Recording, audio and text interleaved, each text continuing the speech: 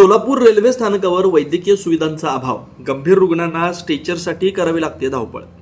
Solapur railway स्थानकावर अत्यावश्यक वैद्यकीय सेवा आणि प्रशिक्षित आपत्कालीन यंत्रणा उपलब्ध नसल्यानं प्रवाशांमधून तीव्र नाराजी व्यक्त केली जाते।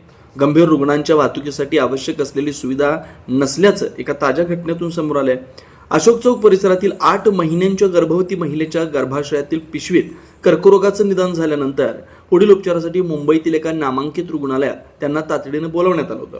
महिलेची प्रकृती अत्यंत नाजूक असल्यानं त्यांना चालत किंवा स्वतःच्या मदतीनं रेल्वेत चढणं शक्य नव्हतं। महिलेचे पती आणि सासरे यांनी रेल्वेच्या संबंधित अधिकाऱ्यांशी तसेच वैद्यकीय विभागाशी संपर्क साधून स्ट्रेचर आणि वैद्यकीय कर्मचाऱ्यांची मदत मागितली। मात्र रेल्वे प्रशासनाकडून वैद्यकीय कर्मचारी उपलब्ध करून देण्याऐवजी स्थानकावरील जुने कापडी स्ट्रेचर घेऊन जाण्यास सांगितलं।